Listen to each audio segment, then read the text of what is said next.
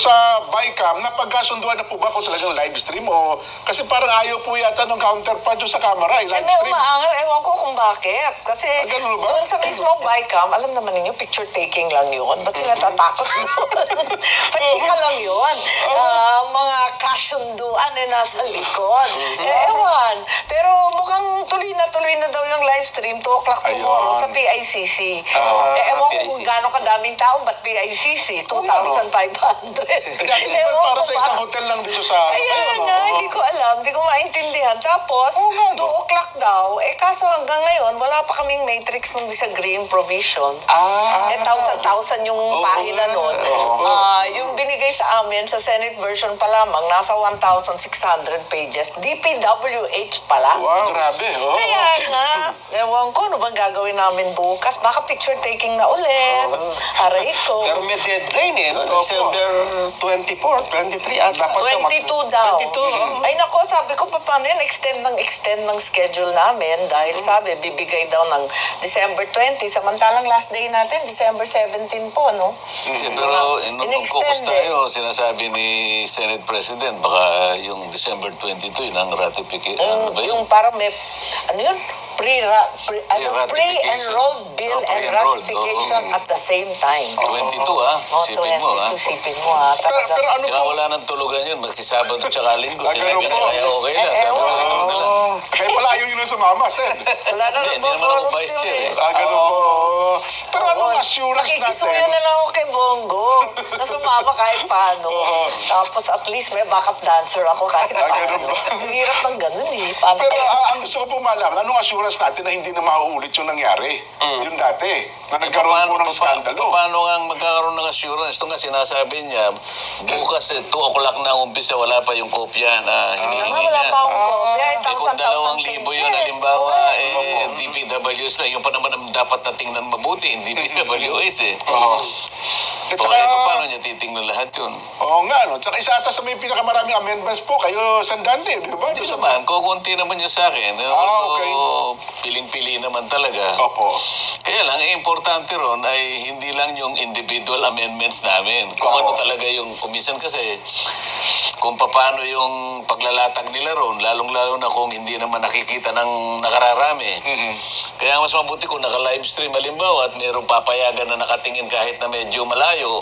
Ewan ko, paano nila gagawin Pero yun? paano dati, ina-assume po ninyo may debate.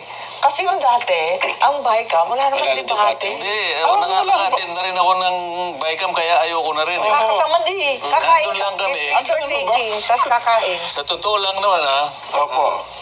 in fairness, sabi nga nila, masarap talaga yung mga pagkain. Nandun daw po talaga Kaya masasarap lang, na hindi na pagkain eh. hindi ang bulungan yung chairman ng Appropriations Committee at saka yung, Speaker. hindi, yung panahon namin, yung si Kun sa Senate, si Senator Loren Ligarda, ang finance chairman. Tapos yung Sa panig namin namin, si Nonoy Andaya. Nonoy Andaya. Tatlong lugar pa yun eh. Gano'n na kami. Ayun, puro kain lang kami. Tambay lang kami. Hindi, wala na raw po ngayong mga bulungan at saka wala na rin small committees eh. Promise ha? Oo. Bakit na-postpone na nga eh? Oo nga. Ayun mga postponement na yan, di ba? Oo. Di ba, kwan yan? Katibayan na may bulungan at hindi nagkakasundo. Nagtataka nga ako kung paano. Tinatanong ko yung mga kongresista noon sa yung Commission on Appointments, kung sang-ayon na sila dun sa mga bilyon-bilyon na pinagtatapyas sa kanilang mga district budget. Sabi nila, meron ba? Meron ba? Hindi rin pala nila alam ano ba yan. Nagulat nga ako, halimbawa sa Cebu, di ba? Sunod-sunod ang pinsala sa Cebu, nag-umpisa sa Lindol. Tapos, ayan na naman, binagyo ng bonggang-bongga. Abay, ang bawas sa budget nila ay 47%. Hindi kasi ako naniniwala na dapat tigilan ng flood control. Titigilan yung kurakot na flood control. Pero yung tamang flood control, katulad nung pinuntahan ni Manong Dante, doon sa Cagayan, yung mga abatement, yung mga water impoundment, seawall, retaining wall, talagang kailangan yun eh. Totoo po. Kasi pagka wala tayo doon, lalubog tayo sa baha. Yun ang tinanong ko noon. Kasi kung halimbawa across the board, wala kayong flood control. Totally wala, Yun ang ginawa Hindi eh. naman po pwede ka ako yun. Oo, tama kayo. Yung mga anomalous, yung mga ghost, yun ang tigilan Yun nyo. ang tigil. Pero yung legitimate na ilalagay dyan, paano ganyan kung tinanggal mo lahat yan? Paano kung talagang lumaki ang tubig, wala kang Mas pananggal? kailangan. Grabe, yung mga lugar sa Pampanga, halimbawa, Yan, yung oo. Minalin, ayan, yung mga talagang underwater na sila eh. Yes. Kaya kawawang-kawawa, at saka yung mga hindi nababaha dati sa Bulacan, talagang bahang-baha na, hindi naman nababaha dati ang Giginto, yung mga lugar na okay lang eh. Eh ngayon, katulad na sila ng Kalumpit, ng Hagunay, pare-pareho na eh. Oo. Ano ho, may panganib ba na magkaroon tayo ng reenacted budget sa Superate? Ang sabi Dahil sa nila, hindi pangyayari daw nito. papayag. Ay, kaya nga po. Pero hindi natin alam. Kaya eto nga, tinitingnan natin kung anong mangyayari bukas. Marami silang sinasabi na magiging high-tech na tayo, mga blockchain at kung ano-ano. Pero ang mahalaga, ano ang nilalaman ng budget na yan? Ang naulinigan ko kasi dyan, kasi maraming magsasakripisyo eh. Dati nilang nakukuha. Yes. Lalo na yung mga may distrito. Yung mga Ayan, district Tapos congressman. pinagtatapyas yung mga AIX na yan. Ay parang ayaw pa rin nilang maalis yan. Ngayon, papayag lang silang maalis yan. Pero yung mga distrito nila, yung pinangako doon, dahil doon lang naman sila talaga makapagyayabang sa mga distrito eh.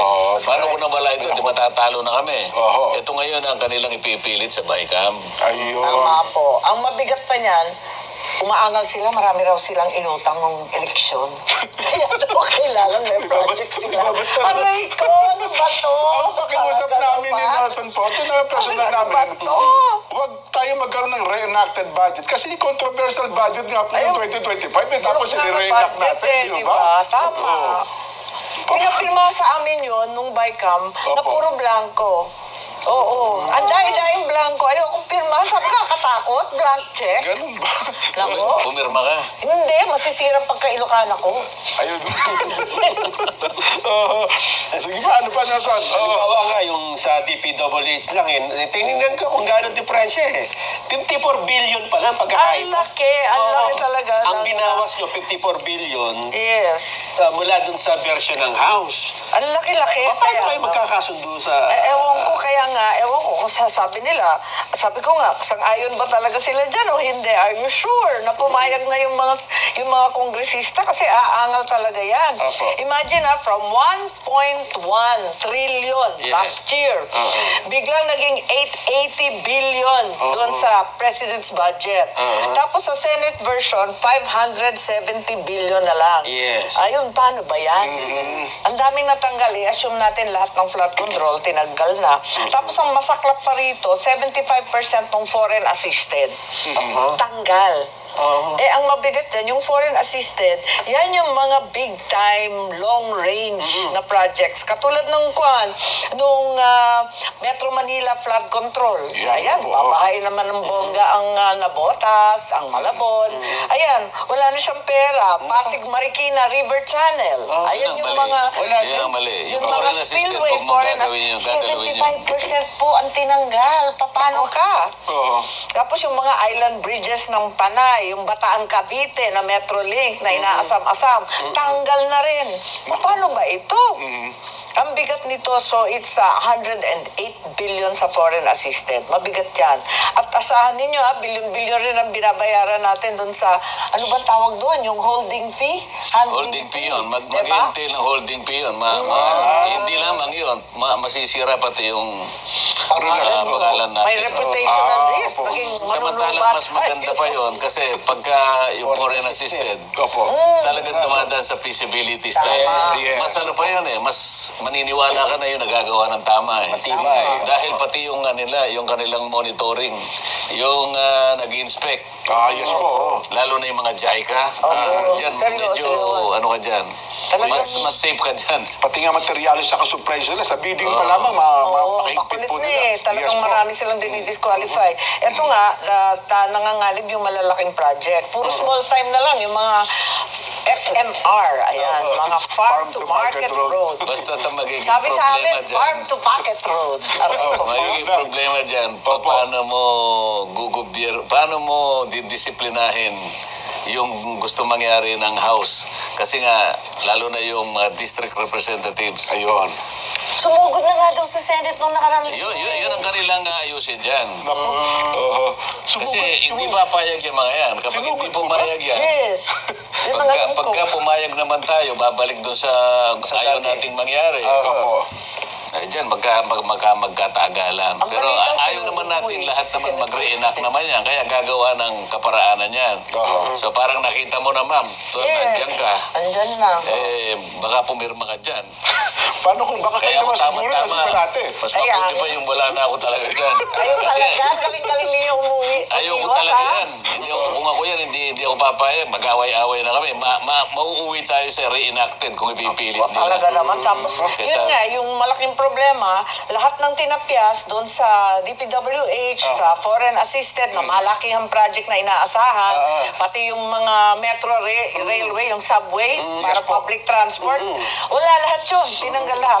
Lahat binagsak ngayon, ang karamihan, pinangamalaki sa DepEd. Na eto nga, nagtatanong kami lahat, ano ba plano dyan? Kalaki-laking pera and chronically inefficient ang DepEd sa paggagastos sa school building. 29 billion pa lamang di nila magastos. 80 pa kaya. Pag umangal sila, total nandiyan ka naman, ang gawin mong basihan yung allocation ng mga regions at saka Tama. yung mga districts. Oo, Kasi opo. ako nakita ko, ni-review ko eh. Opo. Ang gawin mong basihan yung HGAB. HGAB 2022, 23, 24 hanggang 25. Makikita mo yung lopsided na allocation eh. Ayun. Opo. Merong district, Opo. 11 billion. Oo. 8 billion. Meron namang ano lang, 1 billion yung ano. Anong justification? Lalo na parehas lang. Pero yung malalaki yan ha, yung mga 8 billion, 11 billion, nasa tuktok po ng bundok. Kaya nga, Tignan halimbawa, niyo yung mahirap populasyon. hanapin. Ilan ang bata doon? Magbibigay tayo ng halimbawa. Tatanga ka talaga eh. Bakit halimbawa yung pagkaliit-liit ng isang isla na yun na kung tawagin ay Romblon? Ako. Bakit pagkalaki-laki? Oo. Yung Region 4. Ikumpara mo sa isang ano, hindi gano'n. Kaya makikita mo na may ano dito talaga eh. May salamangka Wala dito daw po eh. kasing reklamador sa Romblon. Kaya nga, kung halimbawa, Tanggap. aayusin lang talaga, i-reallocate lang yan. Opo. Huwag kayo mag-ano, kung gusto ninyo, pagkati-hatiin nyo, pero hindi ganong kalalaki. Ang bigat eh. At saka yung Metro Manila, isipin nyo, nagsisiksikan yung mga bata. Nakaka 3 shifts Yes, ang mga opo. bagets. 2 oras na lang yata nag-aaral. Ano ba yun? Bagay, ang Defense Secretary naman natin, kasamahan niyo po sa Senado Yes dati. po. O, mukhang okay naman ata ang performance niya ngayon, yung, sapagkat bago lang sa Secretary Sani Angara, di po ba? That's right, that's Oh. right. Oh, magaling naman talaga si Secretary Angara. Yun nga lang, napakalaki ng department na minana niya at Ayun. napakaraing problema. Oo. Unang-una, wala silang engineer, ano?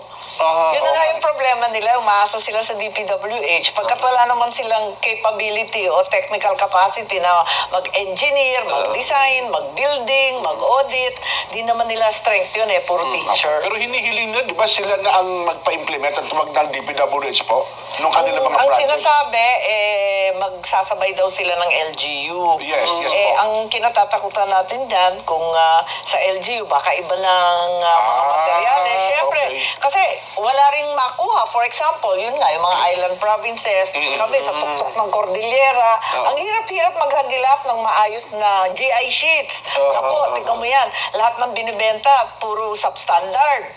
Yeah, parang mga papel na lang yun eh. Kaya eto nga, hindi mo maintindihan. Samantalang, yung building code natin, matagal ko nang sinasabi, nasa 250 kilometers per hour yung hangin. Naging pangkaraniwan na yun sa Ilocos. Yung hangin na ganun. Yung hangin na ganun, normal na lang. Tapos yung lindol, nasa 7 on the Richter scale. Eh, nakailan na tayong dikit sa 7? Yes po. Eh, yun na nga. So, kailangan yung materialis puwerte sana talaga. Sige. Hala, ako nang naging... Ano yun? Anong pangalan niyo sa sarili niyo? Si Senator Simangot. Dati Senadora Bungis-ngis ako. Ngayon, Senadora Simangot na rin ako eh. Gumaya na ako kay Manong dati.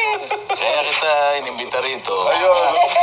para masabi mo lahat yung dapat nating mapag-usapan. Ayun. Kasi baka akala nila, ako lang nagsasabi ng ganito. Opo. Meron dapat mag-articulate Talaga ba, sinasabi ko, ganun din ang kanyang nakikita. Duet po kami. Ayun na. Mga masungit na kami. Ano ba yan? At mapunta naman ako sa ibang topic. Hindi naman yung budget. Pagkat ako yung head ng Foreign Affairs. Yes po, yes po. Diba, yun din ang problema natin. Kasi next year, tayo naman ang host ng ASEAN. Yes po, nako. So, eto nga, medyo problema ako. Dahil kasi, yung National Security Plan ng US, biglang nagbago. Talagang 360-degree turn. Linabas lang noong December 4. Hindi tayo parang walang nakikinig. Ang liwaliwanag ng sinasabi ng US, na balik na daw sila. Kung may pivot to Asia dati, ngayon, di na daw sila makikialam sa Asia. Babalik daw sila sa Western Hemisphere. At ang sinasabi, huwag kayong mag-aaway sa China kasi kahit competitor namin, ngayon, rebalancing na lamang ng economic and trade ties. Ayun. Ano ibig sabihin niyan? Iwanan nila tayo. May iwan tayo sa kangkungan nito. So, wala na yung Ang Mutual aangas Defense Treaty. kaya nga yung Ironclad Alliance, paano po ba yan? Pupunta siya sa Western Hemisphere. Ano yun? Sa Cuba na lang sa makikipagkaibigan? Makikipagkaibigan na lang sila sa Ukraine, Russia, yung mga Germany, yung mga ganon. Tapos tayo, bahala na tayo sa buhay natin kasi ang sabi, ayaw nila ng conflict sa Taiwan Strait at saka, etong malupit, increased burden sharing with Pacific Islands. Ibig sabihin, tayo na magbabayad ng EDCA at BFA. Kakayanin ba ng powers natin Iiwanan yan? mo tayo doon sa ganung sitwasyon po. Sabi, dapat burden sharing, di ba? Inobliga nila yung European, magkano ba yun? 5%? Ako pang magbabayad ng EDCA. Pauwiin ko na lang sila. Umalis na kayo rito. Saan tayo bibili ng steak? Mga steak ang kulang doon. Tatamnan ko ng lettuce yung mga ginawa. Naku, mga steak at saan donut. Saan tayo hahalap ng gano'n yayamang Ang pagkain? problema natin, hindi tayo basta makano, gawa ng ang ating sitwasyon ngayon sa China. Sen, di ba kung ngayon, kung halimbawa, magandang relasyon natin sa China, walang problema siguro. Yun na nga. Kaya, nakakakaba. Paano ba gagandang relasyon natin sa China? Hindi ko alam. Sabihin mo kay Ading, ikaw naman. Talaga? Paano ba yun? Hindi ko nga maintindihan. Kasi ang US po, nakikipagmabutihan na rin ngayon sa China. Ang totoo, Di ba? dapat talaga independent foreign policy tayo. Ayun, Maliit lang tayong bansa. Bakit tayo nakikisawsaw sa umpugan ng malalaki? Talagang madudurog tayo na. Hindi ko sinabi ng Amerika na bahala na kayo sa buhay nyo. Parang ganun eh. Di ko tanggalin niya na yung EDCA. Umuwi na kayo. At kaya, pack up. para sa ganon ay masabi natin na sila na. Kayang-kaya na nila yan. Dito na tayo sa Western Hemisphere. Yun ang sinabi eh. Ba't niya iwanan yung EDCA pagkatapos tayo magbabayad? Parang ganun eh. Kasi sabi, share the burden. 5% of GDP. Parang may ganun. Bakit? Ba't ako mag-share ng burden? Kayo nga ang pabigat sa akin eh. Tama. Umuwi kayong lahat. Tama, At pack up kikinawa kayo. ang buhay ko. Oo, Di ba? tama. So ano pong epekto niyan by next year doon sa ating Ayun nga, nagtataka event na ko ito? kasi wala naman akong naririnig na pumansin, December 4 to linabas. Tapos, ako, nagulanta talaga. Sabi ko, naku, ano pa paano to na iwan tayo sa ere nito? Paano kaya? Tapos, eto nga, yung Amerika, di ba, yung Venezuela na ang tinututukan. yes. Ayan, puros Cuba na. Ayan, nandyan na sila. Canada inaaway, Mexico. Ayun. Paano na tayo dito? Parang hindi na nila papansinin at ang sinasabi tungkol sa China, competitor, pero rebalancing. Yes. Rebalancing na. Ibig sabihin, balance na, wala nang away. Kaibigan na rin eh. Isinubo tayo eh. Yun ang Paano ba masakit. to? Oo. Tapos wala silang imik tungkol sa Taiwan. Di ba dati, ang ingay-ingay, tapos ang salita pa ng ating mga namumuno, kapag daw nagkaputukan sa Taiwan, wala tayong choice, madadamay tayo sa gera ng Taiwan. Ba't tayo madadamay? Yung Amerika walang pake. Paano ba to? Palagi ko advantage para sa atin yung ginawa nila na yan. Opo. Bakit Para po, sa akin lang ha. Ako, for me. Hindi, para sa isang bansang katulad natin, mas maganda yung tayo nagsasarili talaga. Masyado tayong mabait sa kanila eh. Pinakinggan natin sila dahil sila ay mga kaibigan naman natin.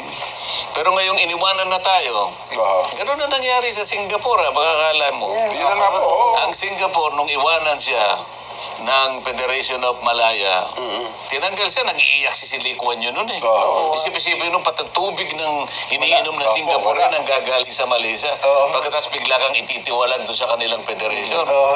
Pero tumindig si Si Lee Kuan Yew. Oo. Sabi niya, huwag kayong mag-alala. Tatayo tayo sa sariling paa. Galing nga eh. Nakita mo naman ang nangyari. Galing. Talagang tumayo sa sariling paa. Malay mo, itong nangyari sa atin na to. Baka naman. Panahon na, di ba? Yung self-reliant defense posture, yung SRDP, dapat tumayo talaga tayo. At least yung self-defense, self-reliant. Isipin nyo, second hand ng mga machine gun, ini-import pa natin sa Korea. Samantalang, may mga factory dito sa ating bansa, dito sa Marikina, na gumagawa naman ng first class, ini-export pa sa, Yung arms sa ko, ibang no? bansa. Ano bang klase yan? Hindi mo maintindihan. Kasi Lee Kuan Yew daw po, Sen, natuto sa tatay ni Senadora Amy. Panipunta niya rito. Oo, nung time na yun, na Kaya independent. po siguro talaga ganun na naging independent. panindigan niya. Kasi nung time na yun, yung ASEAN, Opo. nagmula yan sa Seattle, na parang alyansa na itinatak ng Opo. mga Amerikano kontra sa Vietnam at sa komunista nung time ng Cold War. Tapos, si Lee Kuan Yew at yung ama ko, sila yung pasimuno ng independent, Ayun. non-aligned ASEAN. Kaya pala. Yun. Kaya, sana, balikan natin yung independent non-aligned. Ba't tayo makikisangkot sa mga gera ng iba? Parang wala tayong problema rito eh. Katuwa. At yun nga, next year, tayo yung ASEAN host. Opo. Yung mga kapitbahay natin, nagtatampo sa atin. Nagagalit kasi bakit daw dadalhin ang gera ng Amerika at China kung sakali, dito pa gagawin ang frontline. Why are they bringing the war to our backyard? Ang sabi ng mga kapitbahay natin. Kaya medyo malamig ang reception sa atin doon sa ASEAN, sa KL. Tapos next year, outlier na naman tayo, hindi maganda. Tapos may nagsasabi pa, ang APEC, yung Asia Pacific, mas malaking grupo yon. Yung Asia Pacific, next year, ang host China. Yung China parang nakasimangot din sa Pilipinas yun eh. Oo nga po. Paano yun eh, hindi na tayo welcome sa Barangay Asia. Kaya pala pati yung isang online news, bumanat na rin ngayon, ano? Nabalitaan mo ba? Pero wag na, sa ibang araw natin pag-usapan. Nako, wala na ho tayong oras. Yung mga